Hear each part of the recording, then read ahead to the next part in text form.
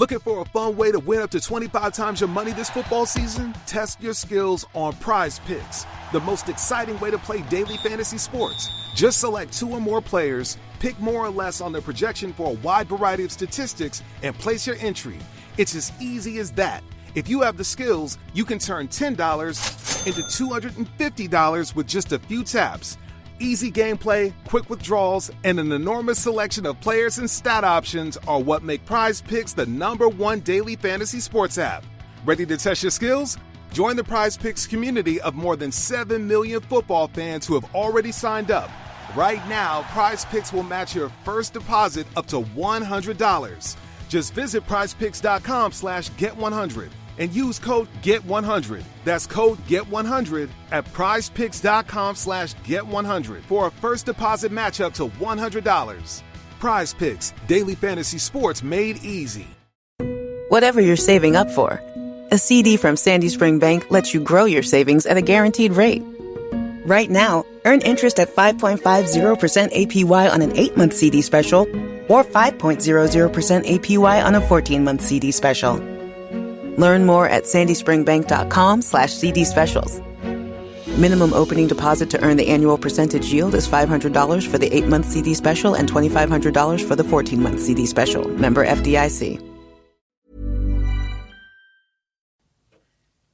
2024 Rugby Europe Championship.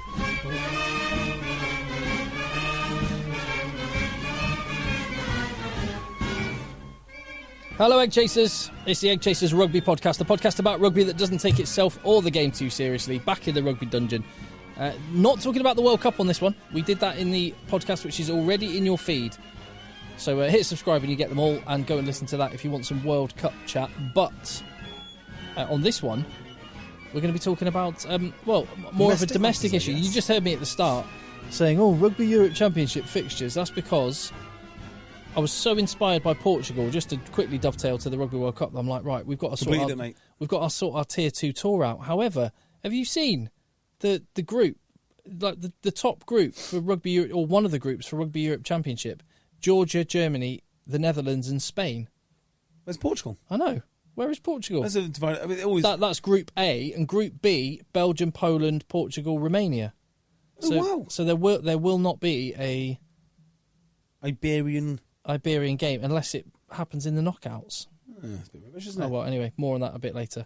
Right, so... Yeah, so Talk H went down by 4 points to Widnes this weekend. I was dragged out of retirement. Much changed team. I love playing Widnes. I absolutely love playing Widnes. And we did remarkably well. I couldn't believe that we did so well with such a changed team. But stuck at it. And second half, Tim, we were 20. Mate, that's 2 defeats in a row, though. That's back-to-back defeats. It is back-to-back defeats. And we're not going to be as successful as we were last time. But I tell you what, it's a rebuilding job. There's no two ways about it. It's a rebuilding job. A young team with a journey in front of us. Do you know what? I'm so happy. I'm so happy about this. I was just looking at... you got the Marlow result? I've got the... I haven't got that Marlow result yet. Okay. I'm looking at your fixtures. Fourth. The fourth of And I will be back in the UK. So the World Cup final finishes, and then the big game is the following weekend when it's Didsbury Toc H against Broughton Park. I don't know if I'll have finished full stop by then. You'll have to be playing that game. You'll have to play against Broughton Park. Yeah, I guess I will do. JB against Didsbury Toc H v Broughton Park. You've waited all this time to play Broughton Park. You have to do it. I know. You have to play in that game. Yeah.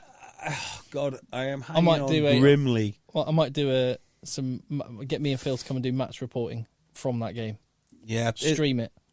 Yeah. It'd be a tough game because they've won 3 out of 4 in the new league.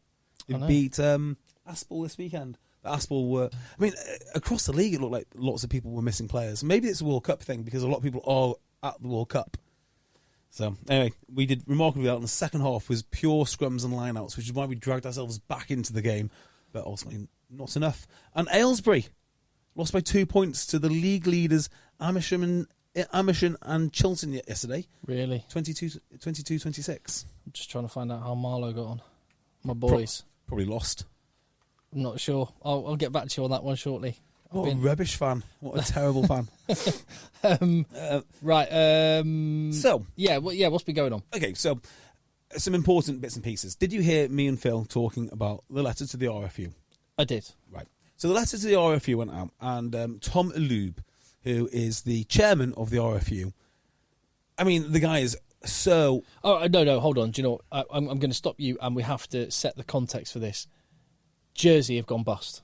Yes. We're going to get to that. We are going to get to that, but I just want to headline that. Did we talk about that last week? No. Did we not? Let's just start there, then. So we've got to start there, because that's really, really sad. And they are the champions of the championship. 3 Premiership sides go bust last year. Bill Sweeney and Tom Aloob, as you say, have been saying a new game. What's it called? Well, it's a GPG. So GPG, game partnership. Partner performance. Something. Anyway, a new deal for professional rugby, which the much talked about Premiership and Premiership 2. And as you talked about with that letter before, that some councillors have an issue with the fact the funding has gone up, despite the number of teams going down, and despite the financial mismanagement at the RFU, the money for Premiership teams has gone up.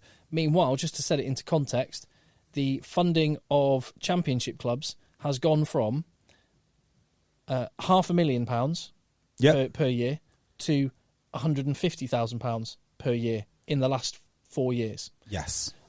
So the Championship clubs understandably feel a bit scorned, and bearing in mind the RFU have no responsibility to Premiership clubs because it's a separate entity. Mm-hmm. They have responsibility and governance of Championship clubs who fall under their remit.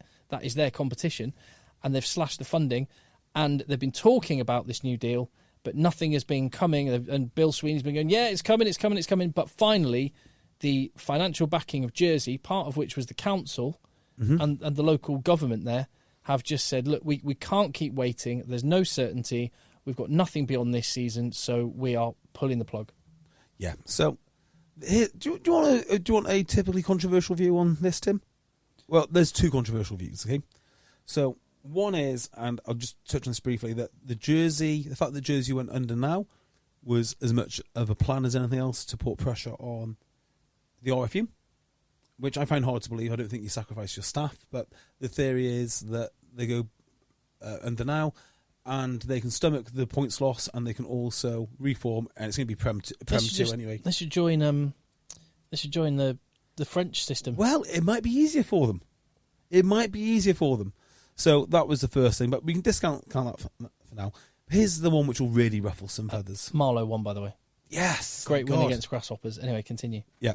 Here's one which will really ruffle some feathers. Depending on how you slice and dice these numbers and the timeframes of when the announcement was made, the championship seems to be sacrificed at the altar for women's rugby.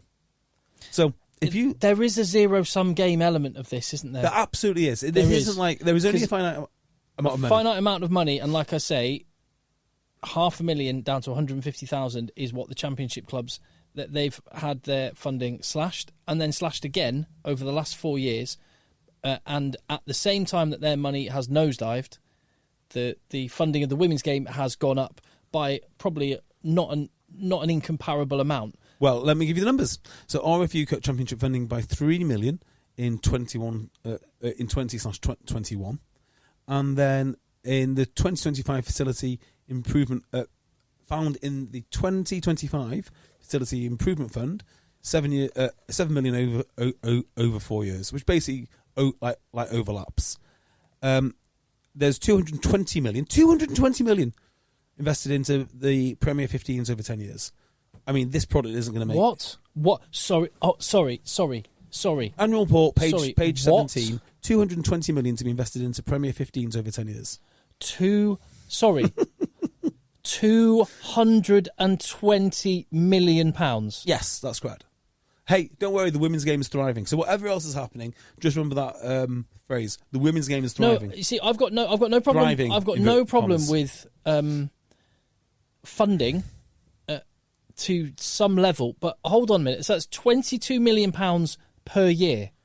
Well, that's how it would read, right? I mean, that's literally how it. It might be on a staggered thing, and they're going to increase it. But 2022 annual report. Let's get this page. Oh 17, my goodness! And it is there. Right for you now. So, just to put that in context, that means every year the Women's Premier 15s would be getting 10 times the amount of funding which Championship clubs are getting. Yeah, well, I don't know how they've come to this number, right? It can't possibly be right, because it can't be right. But, yep, here we go. In June 2022, the board committed to a 10-year strategy to transform the league into the most competitive, progressive, and sustainable. Why is it more sustainable than the Premiership? And sustainable on what metric? But why? Well, but it's like we've spent 220 million quid. So, and then after 10 years, it's like, how are you going to bridge that 220 million gap for the following 10 years? Well, it's a good question, Tim Cocker. It's a good question. A new operating company will manage the league from season 23-24, we're now, with up to 220 million to be invested, spent, in the professional women's game over the next decade.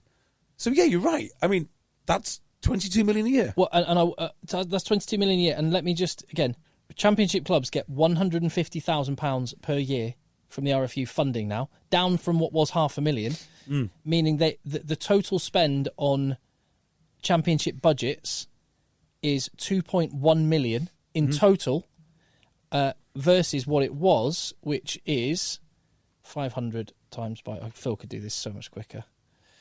7 million.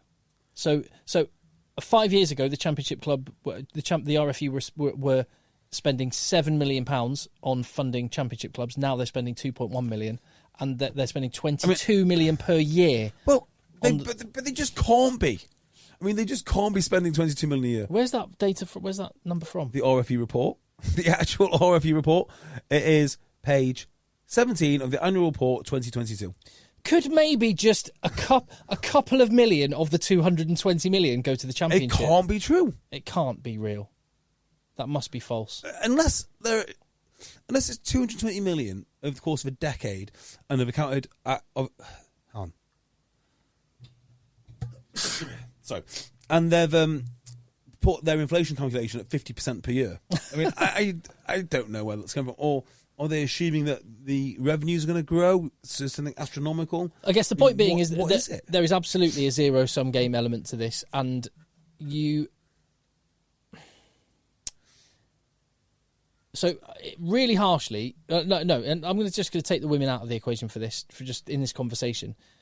The Championship is massively important for the national team. Not national... I think it is. I wouldn't say national team. I think it is. I wouldn't go that far. I would say it's just massively important for the overall structure of rugby. No, but hold on. Let me explain my point. Yeah, so it's massively important for the overall structure of rugby. Well, yeah, look at the national team and how many players have Championship rugby on their CVs. Look, a lot, most. And the other thing is, at a time when Premiership clubs are wanting to slash budgets, pay players less, have fewer players on their payroll, where do these players go? By the way, well, we don't know. That's the thing, isn't it? It was the Championship, but that isn't viable now. So let me just tell you about a player that I know, right? A real life professional player, and could he have played? I mean, he would have been the sort of player, I guess, that if we had 2 professional leagues, or like France 3, he probably would still be making a living. It's not a case, right, that these boys just go and play in France. They just retire.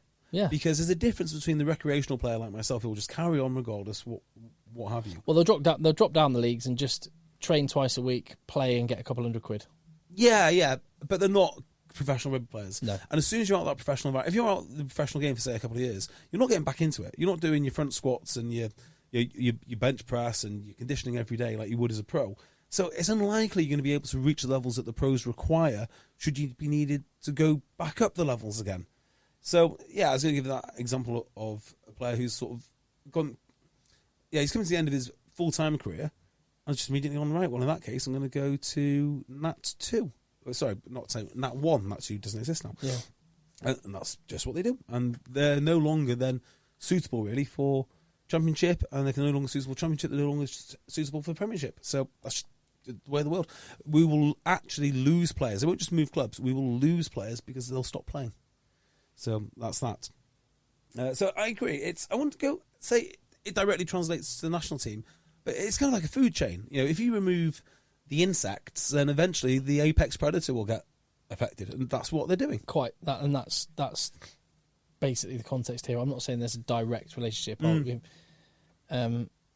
But anyway, a club, despite the many warnings of Simon Halliday, who was brought in to oversee and represent the championship clubs, he's been warning and has shown the letters that he's written to the RFU several times to say the lack of clarity on this is causing significant issues for the financial backing of these clubs.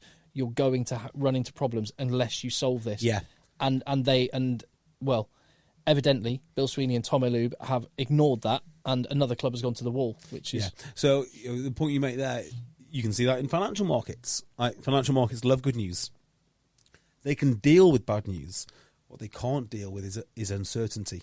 So if you put uncertainty into a market, you lose value. That's exactly what's happened here.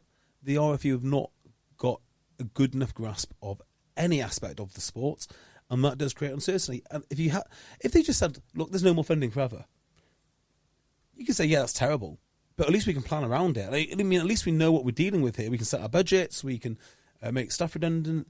But if you're like, well, there might be a deal and there might not be, and Jersey are geared up potentially for a deal, and it doesn't come, and it doesn't come, and what the RFU is saying is that we've got a great new thing that's coming. Yeah, it's just next week, and then next week comes. No, just a couple more weeks. It's going to be amazing. Yeah, and this is the worst thing you can do. Yeah, but everyone knows it can't be amazing because we all know what the finances are. So it can't be amazing, and I guess there should be a little bit more awareness. So to the RFU council meeting, right? Okay, so there was a letter that you and Phil have referenced on a previous podcast. Yeah, so that letter basically says it's got three different parts of it. One is financial, which we read out in detail, and it sort of blows a hole in my theory, which is that professional rugby will be dead in 5 years, because it mentions there's going to be 9 years worth of losses. So it must go on for 9 years rather than 5 years. So, there's that. There is a governance issue, and there is something else, which sadly has escaped my mind. Right? Now, what do you think the RFU's response was, Tom Elube in particular, what do you think his response was to this letter? Well, as I understand it, when the night before the council met to have this clandestine conversation, because again, we're never allowed to hear or see or know what happens. Yeah, if I was on the council, I'd be actually reciting exactly what happened. Yeah. Unfortunately, I'm not. Well, apparently, it was the kind of financial henchman of Bill Sweeney. She went around and sort of placated people. And just got everyone on side in kind of sort of House of Cards fashion, is what I understand. And I also believe out of the 65 members of the council, 35 of them are not elected, and they're put on there. Well, this is true. This is absolutely true. So there are some people who would just... So the people that get these jobs, which are just appointed, are mostly people to represent the ladies' game. Well, I'm sure they're very happy. Or represent some minority community. So there is a bit of that, and I think it's wrong, actually. You're just entitled to power and status that you never earned. But, that's the thing. So they're effectively like, on the payroll, for want of a better word. Yeah. So they have all of the trappings of someone who's earned that position. They get all of and they would have to be voting down the person that gave them that position. Yes, and that's unlikely, isn't it? Yeah. So, yeah, I can absolutely see that that's what would happen. I think, though, the more interesting part of this is what would have happened if the members of the council had got their way. So, actually, just before I go on to that... So they had a meeting to discuss this, and then basically all went away and went, OK, yeah, the letter we wrote, fine, we're happy now. Yeah, overall. We're not unhappy enough that we want to have a vote. Yeah, so... the quote from Tom Elube was basically... Hang on, let me just find... I'll quote the statement. The RFU executive regularly present the council with financial reporting and business planning information with the opportunity to raise questions and debates, but very few questions have been raised on the finances during my time as chair. Right. Tom Elube then goes on to criticise the timing of the letter, because it detracts from the World Cup. Now, I don't know about you, Tim, but I thought the chairman of a board was there to hold the executive to account, not to run... Looking for a fun way to win up to 25 times your money this football season? Test your skills on Prize Picks, the most exciting way to play daily fantasy sports. Just select 2 or more players, pick more or less on their projection for a wide variety of statistics, and place your entry. It's as easy as that. If you have the skills, you can turn $10 into $250 with just a few taps. Easy gameplay, quick withdrawals, and an enormous selection of players and stat options are what make Prize Picks the #1 daily fantasy sports app. Ready to test your skills? Join the Prize Picks community of more than 7 million football fans who have already signed up. Right now, Prize Picks will match your first deposit up to $100. Just visit prizepicks.com/get100 and use code GET100. That's code GET100 at prizepicks.com/get100 for a first deposit match up to $100. Prize Picks, daily fantasy sports made easy. The United States Border Patrol has exciting and rewarding career opportunities with the nation's largest law enforcement organization. Border Patrol agents enjoy great pay, outstanding federal benefits, and up to $20,000 in recruitment incentives. If you are looking for a way to serve something greater than yourself, consider the U.S. Border Patrol. Learn more online at cbp.gov/careers/USBP. That's cbp.gov/careers/USBP. Ever for them. And certainly not to say, hang on a minute, this competition, which I do not organise, Tom Maloub does not organise the Rugby World Cup. That's not his responsibility. His responsibility is holding to account the executive. He is acting like he is part of the executive. And I think that's a pathetic stance to take, actually. You know, he's saying that, well, we have given him information in the past and they've not asked questions now. So what, Tom? So what? They're asking them now. So you deserve to give them an answer.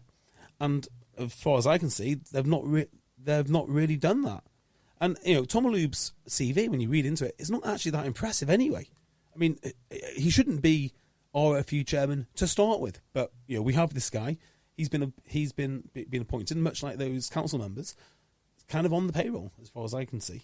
And Bill Sweeney's been suitably absent and unseen in media and kind of just... Yeah. It's a bizarre state of affairs. So let's just talk about what would have happened if the RFU councilmen who were effectively pushing for Sweeney to go, because that's what would have to happen. Let me just paint the picture a bit more for you. So in that letter, there was discussion about the finances. Simultaneously, Bill Sweeney wants to get the professional game partnership or agreement. Whatever it's called. I'm sure it's professional game agreement. Yeah, it is. Yeah, that is it. But I've seen the initials as PGP, partnership, professional game partnership, maybe. Well, anyway. Doesn't matter, right? Now that must be the thing which is on the table, because that is the thing which is unsustainable. We spoke about that a few weeks ago, which is it looks like clubs are going to get more money for less of what they do, and we're like, well, why would they do that? And the answer is because of the pressure from France, yada yada yada. Now, Bill Sweeney needs that in place. Right, that is the thing that he needs in place. And I wouldn't be surprised if he would have stepped down if the RFU Council said, no, you cannot do that because it's going to blow an enormous hole in the finances. It's unsustainable. Now, if that was the case, right, if Bill Sweeney had... They're all about sustainability. They are. Well, if Bill Sweeney would have stepped down, right, and the RFU Council got their way and they didn't put that agreement in place, English rugby would have ceased to be a professional sport as of Friday. Because without that agreement... they can't really say to the Premiership clubs that they can help fund the international players. It's a bit like where the Welsh regions were before they finally agreed to funding. Yeah, that's exactly it. So all these players are like, well, we don't have contracts now. Then they'll up sticks and leave, and then that affects the Premiership. And I think rugby, this is how precarious it is. If that decision had have gone through, you'd see the house of cards of rugby falling over almost instantly. Now, in my mind, that is the best possible outcome. It's best just get it over now. Short-term pain, rip the plaster off. Yeah, that's what they should have done, and it would have been absolutely horrific. Your favourite teams would have been basically sunk, and more teams would have probably gone under. Obligations would not be able to be fulfilled. The England cap rule and restriction would have to be lifted because you'd have no more England players. They'd all go to France. I mean, they're on the verge of going anyway. And what the PGP will do, or PGA, or whatever the hell it is.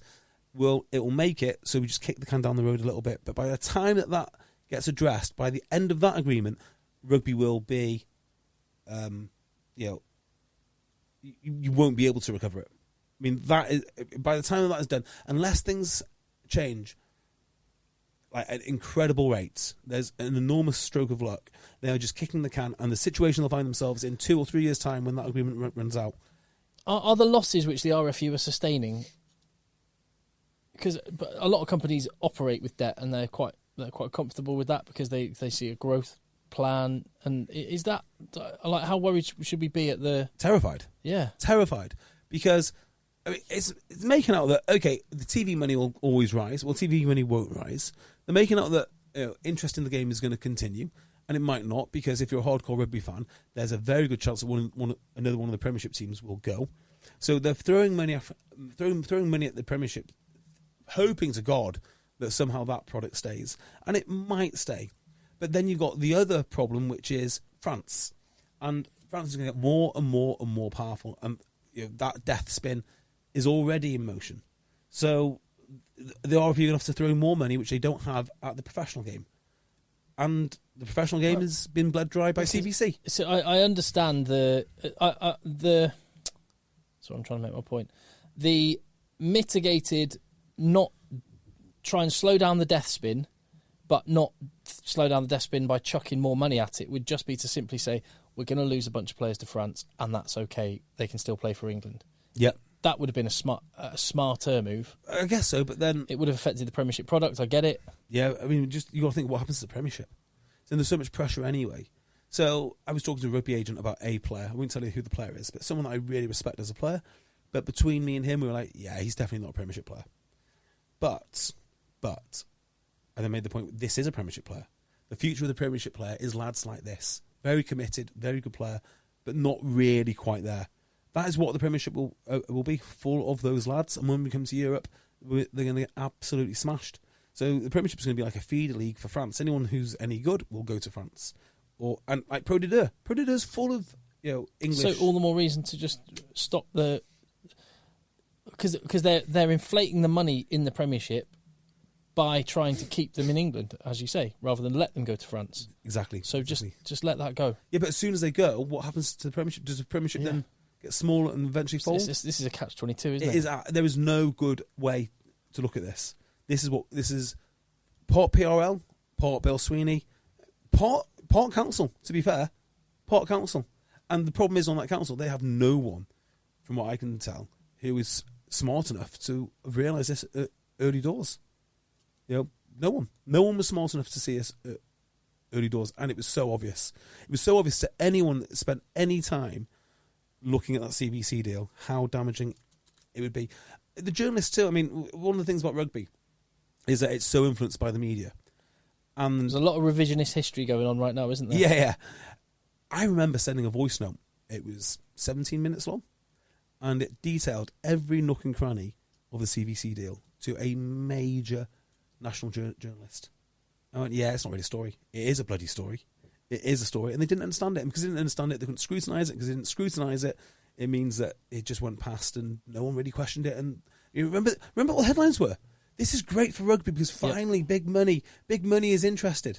Well, it's all part of the same point. So on Friday, that could have been, I think, the beginning of the end for...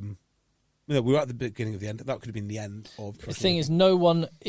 that may well be, and who knows, maybe even Bill Sweeney knows that is the inevitable outcome at some point. He's engineering his way. He is engineering his way out. But no one wants to be the person in charge when that happens.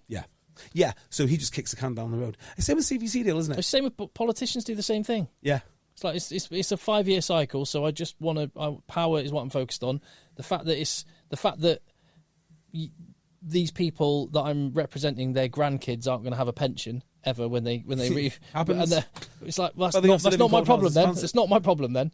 Yeah, that's such a good point, Tim, because I'm not going to go on about Bill Sweeney anymore because I've spoken about him in depth a lot of times. But every move he has made for the last year or so is exactly that. It is a gamble to make sure that when he is holding the ball, he can say, well, look, we got to the semis of the World Cup. The one which I love is the women's game is thriving. The women's game is thriving. I mean, they just repeat that over and over again. No. The women's game is bleeding us dry. The women's game is thriving on the metrics of participation. Like, it's undeniable that the numbers of girls and women playing rugby has gone up massively in recent years. That is undeniable, and that's a good thing. Which is fantastic. That doesn't mean it needs to cost £220 million over 10 years. It could still be described as thriving without spending money that doesn't exist. Yeah, and then there's the lines. Did you hear me and Phil talking about the sponsorship deal for the Allianz 15s? Well, Allianz 15s cost £200,000 to sponsor. Allianz said, yeah, we'll do that. But in return, do you mind if we get something to do with the men's game as well? Okay, we will do you a men's deal as well. It has to be a full RFU deal, and now it's £1.2 million. And Allianz said, yeah, fine, cool. They get a box, they get exposure to the men, just like a normal RFU deal, plus they do the women. That was announced as a £2.1 million deal for the women. A groundbreaking deal. But of course it wasn't, was it? It was $200,000 for the women, and it was $1 million for the men. So then the women are like, well, where's our money? You promised us some money. You said we were worth $1.2 million. And that's what you told the press. But that money's not here. And it's not there because it's in the men's game. Like, so just the way that they tie themselves up in knots over this stuff, it's just not worth doing. If the women's game is truly the most investable asset that the world has ever seen, and to be honest, it might be more attractive as an investment now than the men's game, because I don't think it has any link to CVC, someone would buy it. Someone would buy it. They should sell it. They should let the women stand on their own 2 feet and enjoy the fruits of their own labour. Because if it's that investable, what they're effectively saying is, we as men should be supporting the women's game because eventually it's going to fund our game. Well, we know that's not true. We know it's not true. So let them have their own union and do whatever they want. Forge their own way. Yeah, it shouldn't be part of a zero-sum conversation. It should, should be, again, come back to that word. Let's let it be sustainable. And because at whatever level that is, that'd be fantastic. Why are the women having a Lions team? It makes no sense. Why would you look at the broken men's game and go, this is what the women need? You know, it's not an anti-woman. It's not an anti-women's game rant, as some people will describe it. It's actually what is best for women's game, and nobody in their right mind can look at what's happening in the men's game and go, yes, we want that. That is the model for our success. No, it's not. Build your own thing, and you'll probably be more successful. But don't rely on handouts from one of the least successful sports and one of the least commercially aware sports that the world has ever seen. Don't do that. This is one of the big frustrations I have with rugby, is that actually there's so little preventing blue sky thinking, for want of a better phrase. Like, there's nothing to stop anyone having a blank bit of paper and going, right, how could this look? Yeah. But the inability to, it's like a massive tanker, it takes forever to turn around. But there's not even anyone trying to change course. No. And they're so committed and addicted to certain corporate money, and certain corporate money comes with certain corporate values, that they have to do things which are not in the best interest of the game. And their mandate is to do what is best for the game, not what is best for their corporate partners, not what is best for Bill Sweeney. Mm-hmm. That's why we're lumbered with all of this stuff. I mean, anyone with any seriousness would be embracing rugby for what it is, and not this nonsense about values and family. They do in France. Let me tell you, they do in France. I was chatting with someone about this the other day. So, outside the stadium in Marseille, there's a shopping centre. It's a little shopping area, and it had a big mural on the wall, and it had these cartoon rugby players, and it just said Les Rugby Men. Yeah, it just said that. I was like, and I looked at it and went, that would never happen in the happen in the UK. And what's more is, and it's quite revealing, that Frenchman said this to me. He said, well, there is no such phrase in French as rugby player. The word to describe a rugby player is rugby man. Oh, wow. I know. Now, that's not to say, like I say, I want as many girls and women to play it as possible. That's not my point. I'm not trying to make this a male versus women thing. My point being, and, you know, actually, the French language is incredibly, the whole language is gendered. Yeah. Although there's moves to remove that. There's masculine and feminine just inherently within the French language, and always has been. And maybe that's a part of it. Within the language, they kind of, and women play rugby in France, and I hope as many as want to find it and enjoy it and get what they can out of it. That's fantastic. My point is, they aren't shy to say things like, rugby man. Rugby man is a thing. There's a certain type of man who plays rugby and a certain type of man who doesn't play rugby, and that's okay. I had a text exchange, but not a conversation with somebody, on the RFU Youth Council. I don't know how young she was, but she was like, she's playing senior rugby. And I think it's like under 21s or under. And she decided, she did that passive aggressive thing of saying like, your language is surprising. You make it sound like it's not a game for everyone. It's like, well, it's not a game for everyone, is it? Like, you're never going to play men's rugby. I'm never going to play like women's rugby. It's not a game for everyone. Like, it's just not. You play a game with the same laws, should you want, but it's not the same game. To think it is the same game is absolutely ludicrous. So anyway, so that was the RFU council meeting. They've kept Bill Sweeney on, which means that the professional game agreement will go ahead. And depending on which way you look at it, this could be the least worst outcome or the worst outcome. And the least worst outcome would be you kick the can down the road and something remarkable happens, which we have not foreseen. I hope that's the case. I don't think it will. Don't think What's the time horizon on this? Do you think then? Well, that's a good question. That's a great question, because the time horizon would be dependent on many things. It'd be dependent on Premiership clubs sustaining themselves, because going from 11 to 10 is not a disaster, but going from 10 to 9 is an utter disaster. So they're going to need all those clubs. The next nearest club that could probably step into the Premiership would have been, well, they don't exist anymore, so that's that gone. Ealing, Doncaster. Doncaster just had a meeting, haven't they, with all of Yorkshire to see if they can get like some Yorkshire Super Region. Best of luck to them. And then that depends if the Premiership brand is strong enough. Are people going to still watch it with only 10 teams? If the answer is yes, and they can still generate money from central revenue equivalent to what they used to have, then that might work. Maybe the grounds get fuller. That might work. But if one of those points of failure come to fruition, then this partnership won't work. The whole thing will fail. So how long will it last? I mean, I guess it'll last 4 years. And then when it has to be redone, that's going to be reliant on how much money does the RFU have. And I don't see there being much of a chance of them being able to afford it at all. At all. I suspect they'll try and squeeze some more games out of the England team, dilute the brand a bit. I mean, there's certain levers that they can pull, but it's not promising. So my 5-year prediction looks naively long term now. I'd say it's more like 3 years. I'd love to see where we are in like 3 years' time. What the league looks like, how many players are still there. Who knows? But we've sold a lot of the family silver to CVC in terms of the Six Nations, and that is the thing which made everything part of the new game deal is, I noticed one of the conditions of the new game deal is that CVC don't take any money out for a period of time. Well, I don't think that's their decision, is it? No, but I'm assuming that CVC have maybe agreed to that. Absolutely not. That's absolutely not a thing that they'll do. They need their return every single year because their commitment is to their investors. It's not to rugby, and that's exactly how they should operate. Yeah. If they weren't return to their investors, they in themselves would be unethical.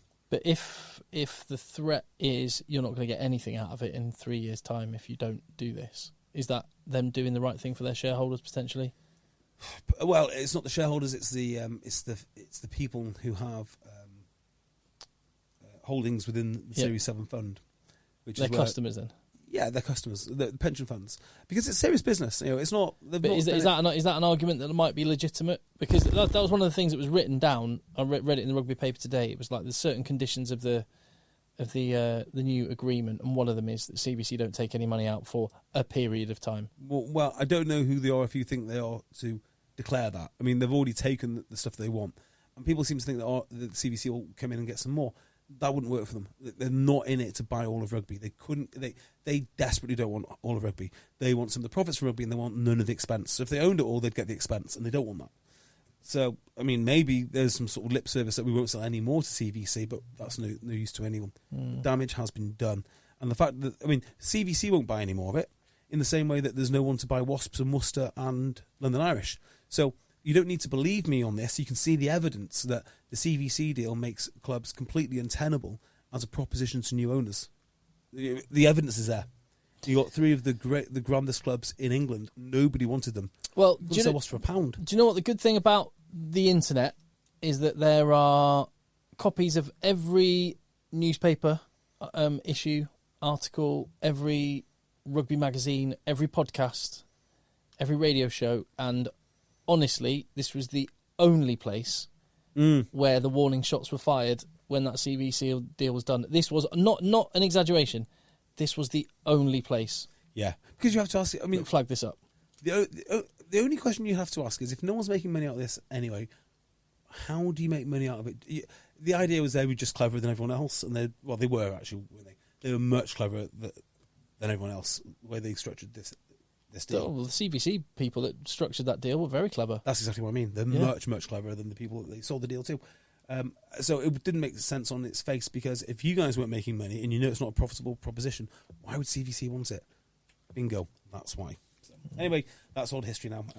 And the sad part of this again is we've got another 30 lads, 30 mortgages. And the staff. Yeah, you've got probably another 100 people, and 100 people whose lives are directly affected right now. Completely out of the blue as well. That was the weird part about it. Well, that's why they think there's something more going on here. But if there is, we'll find out. But yeah, all those people directly affected, the fans affected, the championship, and the lack of income for those championship clubs whose funding's already been slashed. Two fewer fixtures. Maybe they won't be so bothered about the away fixture, which is quite costly. But certainly the home fixture, they've just had that blown out of their budget. And that's 30 players that are going to have to find a club. So the dilution has happened again of the player pool, which is going to drive everybody's wages down even more. Yeah, you're absolutely right. Mess. Mess. Not good. So, Bill Sweeney lives to fight another day. He will exit this job within the year, I think. Yeah, surely. He must do. Then whoever else picks it up, I mean, they've got one hell of a fight on their hands. And the best thing to do is trash it all and start again. Well, finish off Bill Sweeney's work, I guess. Contact EggChasers@gmail.com. Tell us what you think, and we'll see you on the next one. Let the Hold your horses, Tim Cocker. Let's just tease the Patreon. We've got a Patreon coming up. Oh, yes. And we're going to be talking about Squid Rugby and a Twitter thread. And the reason this is important is because it brings up a lot of questions that broadcasters need to answer.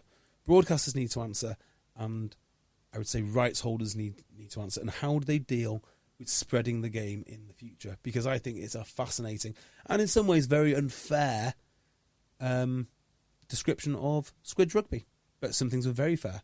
And I think, you'll enjoy it, Tim, because you have a lot to say about these things. So that's on the Patreon podcast this week. All right. Patreon.com/EggChasers for extra content like that, and to support the to support the pod. Appreciate it. Let the boys play. Looking for a fun way to win up to 25 times your money this football season? Test your skills on Prize Picks, the most exciting way to play daily fantasy sports. Just select 2 or more players, pick more or less on their projection for a wide variety of statistics, and place your entry. It's as easy as that. If you have the skills, you can turn $10 into $250 with just a few taps. Easy gameplay, quick withdrawals, and an enormous selection of players and stat options are what make Prize Picks the #1 daily fantasy sports app. Ready to test your skills? Join the Prize Picks community of more than 7 million football fans who have already signed up. Right now, Prize Picks will match your first deposit up to $100. Just visit prizepicks.com/get100 and use code GET100. That's code GET100 at prizepicks.com/get100 for a first deposit match up to $100. Prize Picks, daily fantasy sports made easy.